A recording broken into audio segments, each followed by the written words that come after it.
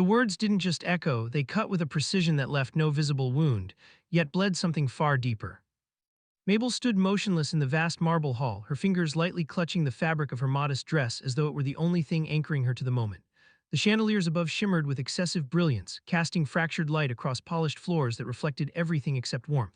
It was a place designed to impress, to dominate, to remind anyone standing within it of their place. And in that moment, Mabel understood hers all too clearly. Duke Allaric stood several steps away, his posture effortlessly composed, his presence commanding without effort. At 25, he had inherited not only a powerful title but also the rigid expectations that came with it. His expression revealed nothing beyond mild impatience, as though this entire exchange were a task he had delayed for too long. "You heard me," he said, his voice even untouched by hesitation or regret. "You are too ordinary to be my wife." The statement hung in the air, stark and undeniable. Around them, a handful of servants lingered at a careful distance, their heads lowered but their attention unmistakably fixed on the unfolding scene. No one dared intervene, no one dared react, this was not their place. Mabel's lips parted slightly, though no immediate reply followed. The silence stretched, not awkward but heavy, pressing against her chest as memories surfaced uninvited. She recalled the day the engagement had been announced, how her family had spoken of honor, of fortune, of opportunity. She had listened quietly, her heart uncertain yet hopeful, wondering if proximity might allow something genuine to grow. But standing here now, she realized how misplaced that hope had been. She had always known the differences between them. He belonged to a world of precision and expectation, where every gesture carried weight and every alliance served a purpose. She, by contrast, had been raised with softer values, kindness, patience, sincerity, traits that in this moment seemed to hold no currency at all. "I see," she said at last, her voice steady despite the storm building beneath it. Alaric studied her briefly, as though expecting resistance, perhaps even tears. When none came, a flicker of something unreadable crossed his gaze before it disappeared behind the familiar mask of indifference. "A duchess must command attention," he continued, his tone measured, almost instructional. "She must embody refinement, presence, influence. You," he paused, not out of uncertainty, but as if searching for the most efficient conclusion. "You do not." The words were not louder than before, yet they carried a sharper edge. Mabel lowered her gaze for a moment, not in submission but in quiet acknowledgement. There it was, the truth as he saw it, laid bare without cruelty in delivery, yet cruel in its certainty. What unsettled her most was not the insult itself, but the realization that she had spent months trying to fit into a shape that had never been meant for her. And yet, despite everything, there was no anger rising within her, only clarity. "I understand, Your Grace." The calmness of her response seemed to catch him off guard, if only briefly. He had expected complication, perhaps resistance, but instead he was met with acceptance so complete it bordered on indifference. Mabel straightened slightly, her shoulders settling into a quiet strength that had gone unnoticed until now. There was a grace in her movement, subtle and untrained, but genuine in a way that did not rely on performance. For a fleeting second, Alaric's gaze lingered, not with admiration, but with something closer to curiosity. Then it passed. She inclined her head in a respectful bow, her expression composed, her eyes clear. There were no tears threatening to betray her, no tremor in her stance. If anything, she seemed lighter, as though something heavy had just been set down. Without waiting for dismissal, she turned. The soft sound of her footsteps echoed across the marble floor, each one deliberate, unhurried. No one moved to stop her. No one spoke. The grand hall, so often filled with orchestrated conversations and calculated interactions, fell into an unusual stillness. Alaric remained where he stood, his gaze following her retreating figure until she reached the far end of the hall. For reasons he did not immediately understand, he found himself noting details he had previously overlooked. The simplicity of her attire, the quiet confidence in her stride, the absence of desperation in her departure. It was unexpected. The doors opened with a muted creak as she approached, and for a brief moment natural light spilled into the hall, softening its rigid atmosphere. Mabel did not look back. She stepped through the threshold without hesitation, and the doors closed behind her with a finality that seemed louder than it should have been. Silence returned. Alaric exhaled slowly, a subtle release of tension he had not consciously acknowledged. The matter was resolved. The engagement, which had existed more as an obligation than a desire, was now effectively ended. It was, by all logical measures, the correct outcome. And yet, the hall felt different. He dismissed the thought almost immediately, turning his attention elsewhere as though the shift in atmosphere were nothing more than a passing illusion. There were responsibilities awaiting him, decisions to be made, expectations to uphold. He had neither the time nor the inclination to dwell on something so inconsequential. Still, as he began to walk away, his steps echoed in a way they had not before, sharper, more pronounced, as though the space itself had subtly changed. Behind him, the vast hall stood exactly as it always had, immaculate, imposing, and untouched. But something within it had been altered. And though he would not yet admit it, something within him had as well. Outside, beyond the towering estate walls, Mabel did not pause until the structure was no longer visible. Only then did she allow herself a single, measured breath. The air felt different here, less controlled, less suffocating. She loosened her grip on her dress, her fingers relaxing for the first time since the confrontation. There were no witnesses now, no expectations pressing in from all sides, just open space and the faint sound of distant life continuing without concern. She could have cried. Perhaps she should have. But instead, she simply stood there, feeling the quiet weight of what had just ended and the uncertain shape of what might begin. Then, without looking back, she took another step forward. Morning arrived without ceremony, filtering through thin curtains in a modest room that bore no resemblance to the estate Mabel had left behind. The light was softer here, unfiltered by towering windows or polished glass, and it carried a quiet warmth that settled gently across the wooden floor. For a moment she remained still, listening not to distant footsteps or hushed servants, but to the faint hum of ordinary life beyond the window. It had been several weeks since she walked away. The memory no longer struck like a blade, though its echo had not entirely faded. It lingered in small moments, in passing thoughts, in the way certain words surfaced uninvited. Yet each day placed a little more distance between who she had been and who she was becoming. Mabel rose and dressed with simple efficiency, choosing garments that required no approval, no consideration beyond comfort. There was a quiet freedom in that choice, when she had not anticipated but now guarded carefully. When she stepped outside, the air carried the scent of earth and sun-warmed leaves, grounding her in a reality that felt both unfamiliar and honest. The town had accepted her without question. No one here knew of titles or broken engagements. To them, she was simply a young woman who had taken work at the small near the center of the square. The shop itself was unremarkable in size but rich in character, its shelves filled with stories that spoke of distant lands, quiet lives, and everything in between. It was there that Mabel spent most of her days, arranging books, assisting customers, and gradually finding rhythm in the simplicity of routine. She discovered that people spoke differently here. Their words were not measured for influence or advantage, but shaped by genuine interest and passing curiosity. Conversations flowed without expectation, and laughter appeared without restraint. At first, she listened more than she spoke, uncertain of her place within this unstructured world. But over time, her responses grew steadier, her presence more certain. Still, the past did not release her entirely. At night, when the shop was closed and the town quieted, her thoughts would drift back to the marble hall, to the precise tone of his voice, to the finality of his judgment. "You are too ordinary." The words no longer shattered her, but they lingered like a question she had yet to answer. Was she ordinary? She examined herself with a clarity she had never been afforded before. She was not dazzling, not commanding, not crafted for attention, but she was observant. She noticed when someone hesitated before speaking. She remembered small details others overlooked. She cared, perhaps more deeply than was practical. These qualities had once felt insignificant. Now she began to see them differently.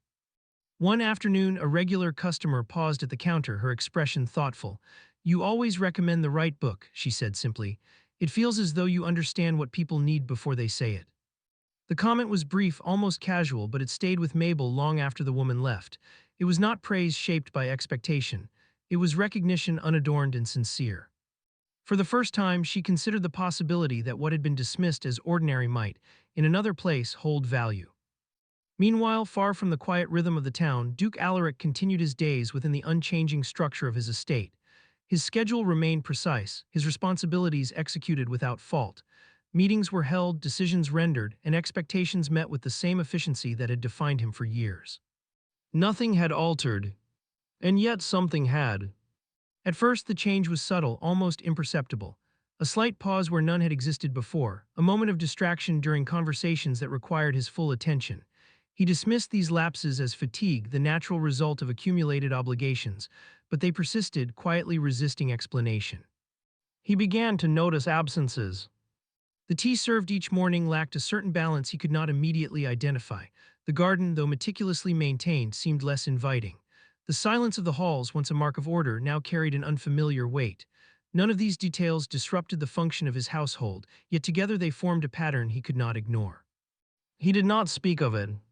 Instead, he allowed others to fill the space where Mabel had once stood. Noble families continued to present candidates deemed suitable for his position. These women were, by every external measure, impeccable. Their posture flawless, their conversation refined, their presence designed to command attention exactly as expected. He observed them with measured politeness, and found himself unmoved. They possessed every quality he had once considered essential, yet their words felt rehearsed, their expressions carefully constructed. There was no unpredictability, no quiet sincerity, nothing that lingered beyond the immediate interaction. Each meeting concluded without impression, leaving behind only the confirmation that something was missing. It unsettled him. One evening, as he crossed the corridor leading to the eastern wing, he paused without clear reason. The space was identical to every other, clean, ordered, precise, yet his gaze lingered on a small table near the window, its surface bare. It had not always been so. He recalled with unexpected clarity a small arrangement of flowers that had once occupied that space. Simple, unremarkable, yet consistently refreshed. He had never commented on it, never considered its presence significant. Now its absence drew his attention more sharply than its existence ever had. A servant approached, hesitating slightly before speaking. "Your Grace, shall we continue to arrange the east wing as before?" Alaric's response came automatically, "As before." The servant inclined his head but did not move immediately. Lady Mabel used to oversee that section personally. The statement was offered without intention, merely as clarification, yet it lingered in the air longer than expected. Allaric dismissed the servant with a brief nod, continuing down the corridor with measured steps. The information was unnecessary, inconsequential to the operation of his estate, and yet it settled into his thoughts with quiet persistence. He had not noticed her efforts. Not then. The realization did not arrive all at once, but in fragments, assembling slowly into something more difficult to ignore. She had moved through his world without demanding recognition, shaping it in ways that required attention to perceive. He had mistaken that subtlety for absence. Now, standing within the same space, he recognized the difference. It was not dramatic. It was not visible at a glance. But it was there. And for the first time, the certainty that had once defined his judgment began to shift, replaced by a question he had not anticipated and could not easily dismiss. The question did not leave him.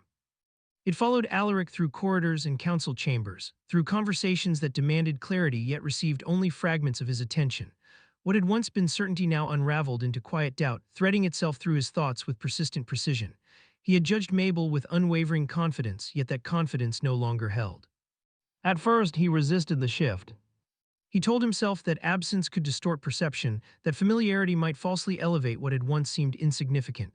It was a rational explanation, one that aligned with the disciplined logic he had relied on for years. But logic failed to account for the unease that settled deeper with each passing day. He began to notice how often his mind returned to her. Not to the moment of rejection alone, but to smaller details he had disregarded at the time. The way she listened without interruption, the way her presence required no performance, the quiet consistency with which she had moved through his world, altering it without demanding acknowledgement. These were not qualities he had been trained to value. And yet they lingered. One evening, seated at his desk with documents arranged in precise order, Allaric found himself staring at a page he had not read. The words blurred into meaninglessness as a different realization surfaced, one he could no longer deflect. The issue was not her absence. It was his understanding. He had mistaken visibility for worth, presence for impact, refinement for substance. In doing so, he had overlooked something he could now recognize only in retrospect. Mabel had not failed to meet his expectations. He had failed to see her. The clarity of that thought unsettled him more than any prior doubt. He rose abruptly, the movement sharp enough to disturb the stillness of the room. For a moment he remained standing, his expression composed yet tightened by something unspoken. Then, without allowing himself further hesitation, he moved toward the door. The decision, once formed, required action. By morning, arrangements had been made.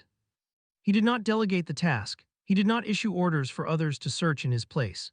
Instead, he prepared to leave the estate himself, a choice that drew quiet surprise from those accustomed to his unyielding routine. When questioned, he offered no detailed explanation, only a brief statement of absence and the expectation that matters would continue in his stead. It was sufficient. The journey began without ceremony. As the estate receded behind him, Allaric experienced a subtle disorientation, as though stepping beyond a boundary he had never needed to cross before. The world outside his domain was less controlled, less predictable, and far less concerned with his presence. Roads stretched without uniform design, towns emerged without prior arrangement, and the people he encountered carried on without recognition of who he was. For the first time in years, his title held no immediate weight. It forced an adjustment he had not anticipated. He asked questions where necessary, his tone measured but direct. "Have you seen a woman named Mabel?" the inquiry felt unfamiliar, its purpose personal rather than strategic. Some responded with uncertainty, others with polite dismissal. None provided the clarity he sought. Days extended into weeks. He traveled through towns that blurred together in memory, each offering fragments of information that led nowhere definitive. The process lacked the efficiency he was accustomed to, requiring patience rather than authority. At times, frustration surfaced, sharp and immediate, only to be tempered by the awareness that he had chosen this path. There was no alternative. Along the way, he encountered circumstances that demanded adaptation. Meals were taken in modest establishments, their simplicity a stark contrast to the structured dining of his estate. Conversations occurred without deference, shaped by straightforward exchange rather than calculated politeness. At night, rest came in unfamiliar surroundings, where silence was not maintained by design but emerged naturally from exhaustion. None of it aligned with the life he had known. And yet he continued. The further he traveled, the more the distance between his former certainty and his present understanding became apparent. He had once believed that value could be assessed at a glance, determined by visible traits and established standards. Now, confronted with a world that did not conform to those standards, he found that belief increasingly difficult to sustain. Mabel had navigated his world without complaint. He was now navigating hers with effort. The realization did not diminish his resolve. Instead, it sharpened it, reinforcing the necessity of what he was doing. This was not a matter of correcting a minor error. It was an attempt to address something more fundamental, something that had altered the course of both their lives. Still, doubt persisted. Not about whether he should find her, but about what would follow if he did. He could not assume that she would receive him as she once had. The version of himself she had known no longer existed in the same form, and the version she had become remained unknown to him. That uncertainty was unavoidable. It accompanied him as he entered yet another town, its streets lined with modest buildings and quiet activity. He dismounted, his gaze scanning the surroundings with practiced attention, though the purpose now differed from any previous assessment. There was no strategy here, only observation guided by instinct. He approached a passerby, repeating the now familiar question. The response at first seemed no different from those before: hesitation, consideration, uncertainty, then a slight shift. "There is a woman," the man said slowly, "who works at the near the square. Quiet but attentive, could be who you're looking for." The description was minimal, yet it was enough. Allaric inclined his head in acknowledgement, offering no further explanation as he turned in the direction indicated. His steps remained measured, but there was a focus to them that had not been present before. The search, prolonged and uncertain, had finally converged into something tangible. As he approached the square, the atmosphere changed subtly. The space was open, defined not by grandeur but by function. People moved through it without urgency, engaged in routines that required no observation. At its edge stood its exterior simple, its presence unassuming. He stopped a short distance away. For a moment, he did nothing. The journey had led him here to a place that bore no resemblance to the world he had left behind. The outcome, however, remained undefined.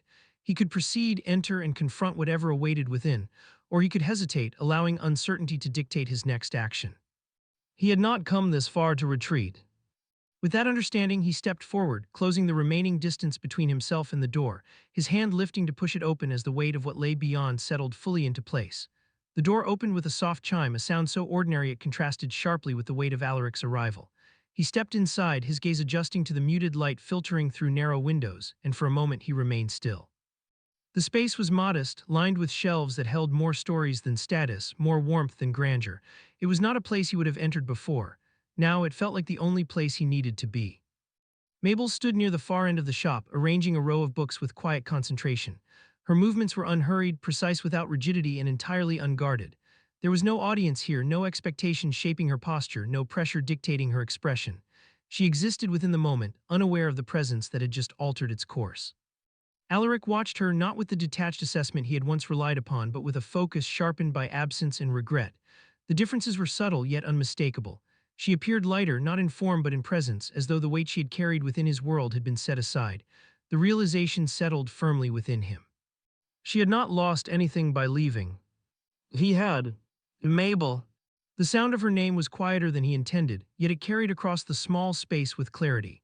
She paused, her hand resting lightly against the spine of a book, and for a brief moment she did not turn. The stillness held, suspended between recognition and hesitation. Then slowly she faced him. There was no visible shock, no immediate display of emotion. Her expression remained composed, her gaze steady as it met his. Whatever she felt, it did not surface easily, and that restraint altered the balance between them in a way he had not anticipated. Your Grace, she said, her tone measured, respectful without warmth, I did not expect to see you here. The distance in her voice was deliberate. I did not expect to be here, he replied, his words direct, stripped of pretense, but I needed to find you. She regarded him for a moment, as though weighing the statement against something unspoken. Then she closed the book in her hand and placed it carefully on the shelf before stepping away from her work. For what purpose? She asked. The question was simple, yet it demanded clarity he could not avoid. To correct what I failed to understand, he said. Her gaze did not waver, but there was a slight shift in her posture, a subtle tightening that suggested the words had reached further than her expression revealed. I believe you were very clear in your understanding, she replied. You made your judgment without hesitation. I did, he acknowledged, and I was wrong. The admission was immediate, unqualified. It did not erase the past, but it altered the present, introducing a vulnerability that had not existed before. For a moment, neither of them spoke, the silence shaped not by avoidance but by the weight of what had been said. Mabel studied him, her attention more searching now, as though looking beyond the surface for something she could trust. What changed? She asked. I did, he answered, though the simplicity of the response required more. I believe that value is defined by presence, by the ability to command attention, to meet expectations that had been established long before I understood them. I measured you against those standards and found you lacking. He paused, not for effect, but to ensure his words remained precise. I did not consider that those standards might be flawed. Her expression shifted slightly, not softening but sharpening with focus. And now you do. I do, he said, because I have seen what remains when those standards are removed. I have seen what is absent when you are not there. It is not silence alone, it is substance. The words settled between them, carrying more weight than their volume suggested. Mabel turned slightly, her gaze moving briefly across the shop before returning to him. You speak as though realization alone is sufficient, she said. It is not. I know, he replied. The certainty in his tone was not defensive. It was grounded in the understanding he had gained through absence and effort. I did not come here expecting forgiveness. I came because what I said to you was not only incorrect but unjust. You were not ordinary, you were unacknowledged. Her breath caught, barely perceptible, yet enough to signal the impact of his words. Do you understand what that means? She asked, her voice quieter now, though no less steady. To be defined by someone else's measure and to believe it. I am beginning too, he said. Beginning is not enough, she replied. No, he agreed, but it is where I stand. The honesty in the statement left little room for deflection. He did not present himself as resolved, nor did he offer assurances he could not guarantee. What he offered instead was acknowledgement, incomplete but genuine. Mabel considered him in silence. The man before her was not the one she had left behind, yet the memory of that man had not faded. It existed alongside what she now saw, creating a tension she could not dismiss. She had rebuilt herself without him, redefined her sense of worth beyond his judgment. That foundation could not be unsettled by words alone. I am not the person who stood in that hall, she said at last. I know, he replied. I will not return to that position, she continued, not in title, not in expectation. I am not asking you to, he said. The response came without hesitation, aligning with the shift that had brought him here. If there is anything to be built, it will not resemble what existed before. She studied him again, searching for inconsistency, for the remnants of the certainty that had once dismissed her so easily. What she found instead was restraint, a willingness to remain within the space she defined rather than reshape it to his advantage. It was not trust, but it was different. And if I choose not to build anything at all, she asked. Then I will accept that, he said. The answer carried no visible resistance, no attempt to persuade beyond what had already been expressed. It was, in its own way, the clearest indication of change he could offer. Mabel drew a slow breath, her thoughts aligning with the quiet strength she had cultivated since leaving. The past could not be undone. The future, however, remained unformed, shaped by choices rather than expectation. Then we begin with understanding, she said. The statement was not acceptance, but it was not refusal. It was a beginning. Allaric inclined his head not in authority but in acknowledgement, as you wish. The distance between them remained, yet it no longer felt fixed. It held possibility, defined not by what had been lost, but by what might be rebuilt with care rather than assumption. Outside, the town continued its quiet rhythm, unchanged by the shift occurring within the small shop. Life moved forward without spectacle, shaped by moments that carried meaning only to those within them. Inside, two people stood at the edge of something uncertain. And for the first time, neither turned away.